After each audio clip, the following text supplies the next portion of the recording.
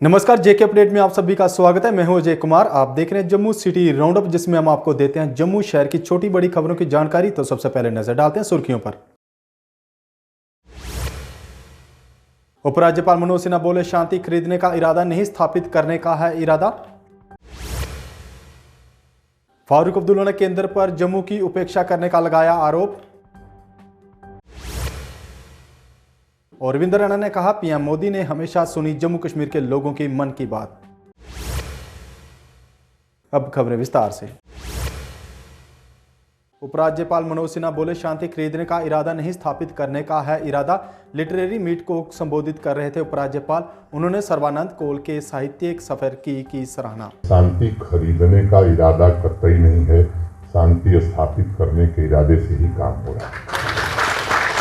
और इसमें जो इकोसिस्टम है काफी हद तक उसे नस्तानाबूद करने में सफलता मिली है। मैं जानता हूं जड़ें बड़ी गहरी हैं और केवल जो दिखता है वही नहीं है। ऐसे लोग जो पूरे इकोसिस्टम में 70-75 साल से यहाँ से लेकर दिल्ली तक घुसे हुए हैं, वो सामान्यतया किसी को टिकने नहीं देते हैं। लेकिन लिटरेचर में पढ़ा हूँ न मैं जानता हूँ, शब्दों में समेटूं। मैं जानता हूं कि यह संभव काम है। सर्बानंद जी का व्यक्तित्व का एक सतत प्रवाह रहा है। डॉक्टर फारूक अब्दुल्ला ने केंद्र पर जम्मू की उपेक्षा करने का लगाया आरोप। G20 समिट के लिए कश्मीर और लद्दाख को चुना, जम्मू को क्यों किया गया नजरअंदाज। मैं ये कहूँगा, मुझे बहुत अफसोस है कि उसकी मीटिंग लद्दाख में कर सकते हैं, कश्मीर में कर सकते हैं। क्या जम्मू इम्पोर्टेंट नहीं है? क्या जम्मू के लोगों के लिए G20 यहाँ नहीं होना चाहिए था? अफसोस है कि कोई बीजेपी का लीडर या जो चिल्लाते थे जम्मू जम्मू जम्मू, डोगरा डोगरा डोगरा, एक भी उसमें से किसी ने बात नहीं की कि यहाँ क्यों नहीं G20 हुआ। क्या वजह है? क्या जम्मू इम्पोर्टेंट नहीं है? और इस जम्मू टेकन फॉर ग्रांटेड क्या हमारी जेब में है? Y20 की यूनिवर्सिटी जम्मू में मीटिंग हुई थी, उसी को लेकर G20 की मीटिंग यहाँ होनी चाहिए। मैं इसको देखता हूँ कि ये आपके कल्चर को ख़त्म कर रहे हैं। डोगरा ज़बान ख़त्म हो जाएगी, आपका डोगरा रीजन ख़त्म हो जाएगा। पीएम मोदी ने हमेशा सुनी जम्मू कश्मीर के लोगों की मन की बात। बीजेपी अध्यक्ष रविंद्र रैना ने की उनकी सराहना। कहा, पीएम ने प्रदेश के जनमानस को सीने से लगाया। प्रधानमंत्री श्रीमान नरेंद्र मोदी साहब ने जम्मू कश्मीर की जनता की मन की बात को हमेशा सुना। मोदी साहब ने जम्मू कश्मीर के जनमानस को अपने सीने से लगाया। जम्मू कश्मीर के जनमानस का दुख दर्द तकलीफ अगर किसी ने समझी है और उसका समाधान किया है तो वो हमारे यशस्वी प्रधानमंत्री श्रीमान नरेंद्र मोदी साहब हैं। मोदी साहब ने जनमानस की बात सुनी तो जम्मू कश्मीर में पश्चिम पाकिस्तान के विस्थापितों को अधिकार मिले, POJK के रेफ्यूजीज को अधिकार मिले। उनकी बातें, उनकी जो महत्वपूर्ण विषय थे वो सुने गए। गुज्जर बकरवाल हों, पहाड़ी कबीले के लोग। कांग्रेस ने एक बार फिर से पुलवामा हमले पर उठाए सवाल। Retired lieutenant colonel Anil Duhan ने सरकार से पूछा सवाल। बोले, सत्यपाल मलिक द्वारा उठाए गए सवालों का जवाब दे सरकार। लेकिन अभी तक ऐसा कुछ सामने नहीं आया कि हमारे शहीदों के बारे में कि ऐसी दुर्घटना हुई तो क्यों हुई, कैसे हुई आदि का पता चल पाए। दोस्तों, मैं आपको एक चीज़ और बताऊं। उस दिन इन 40 के अलावा और भी कुछ हुआ। ये 40 नौजवान तो शहीद हुए, इनके साथ में शायद 40 बेवाएं भी हुई। इनके साथ में शायद 40 पेरेंट्स के बुढ़ापे की लाठी भी चली गई। FPO पर awareness programme for bankers and other stake holders आयोजित। इस मौके पर फाइनेंशियल कमिश्नर अटल डुल्लू थे चीफ गेस्ट। वक्ताओं ने दी FPO संबंधित जानकारी। आज का प्रोग्राम इसलिए किया गया है कि एफपीओज काफ़ी मात्रा में यहाँ जेएनके में प्रमोट हो रहे हैं, लेकिन ऐसा हमारा एक्सपीरियंस रहा है कि बैंक क्रेडिट लेने में एफपीओज को काफ़ी डिफिकल्टी का सामना करना पड़ रहा है और बैंकर्स में भी अवेयरनेस कम है कि उन्हें क्रेडिट फैसिलिटी एक्सटेंड करना है एफपीओज को या नहीं करना है, उनके क्या डॉक्यूमेंटेशन की रिक्वायरमेंट है, क्या रेट ऑफ इंटरेस्ट है, कोई स्पेसिफिक उन्होंने एक प्रोडक्ट अभी तक बनाया नहीं है एफपीओज के लिए। जबकि नाबार्ड ने खुद 65 एफपीओज सेंट्रल सेक्टर स्कीम में और बाकी उसके अलावा 20 एफपीओज दूसरे स्कीम्स में बनाए हैं। दूसरी agency like SFAC, NCDC, NAFED भी यहाँ काम कर रही है और बहुत सारे एफपीओज उन्होंने बनाए हैं जेएनके में जो काफ़ी आगे निकल चुकी है, उनका तीसरा चौथा साल चल रहा है। लेकिन जो हमारे पास इंफॉर्मेशन है अभी तक सिर्फ 2 एफपीओज को, एक कठुआ में और एक श्रीनगर में क्रेडिट फैसिलिटी एक्सटेंड हुआ है। बाकी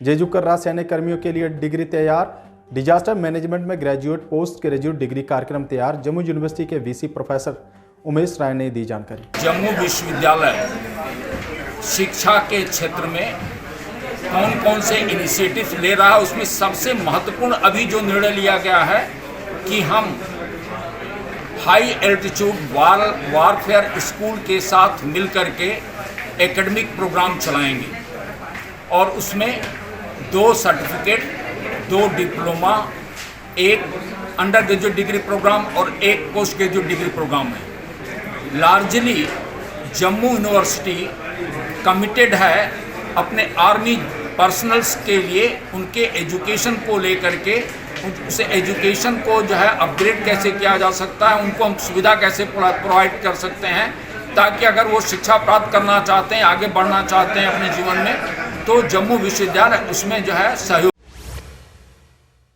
आम आदमी पार्टी ने बृजभूषण सिंह को तत्काल गिरफ्तार करने की मांग की।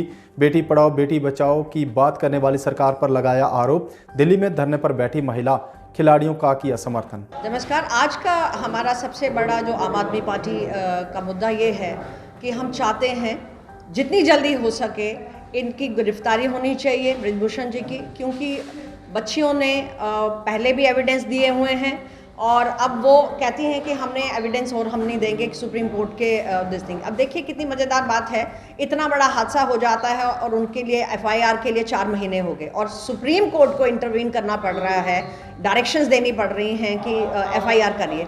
एफआईआर पॉक्सो के तहत होने के बावजूद भी जो सबसे बड़ा क्रिमिनल ऑफेंस की वजह से होता है, उनकी गिरफ्तारी अभी बृजभूषण जी की नहीं हुई है। मज़ेदार बात है, कल मैं देख रही थी वो पूरे हार पहन के मंदिरों में घूम रहे हैं। तो अगर इस तरीके के मिनिस्टर और इस तरीके के उस पद पे बैठे हुए लोग इसका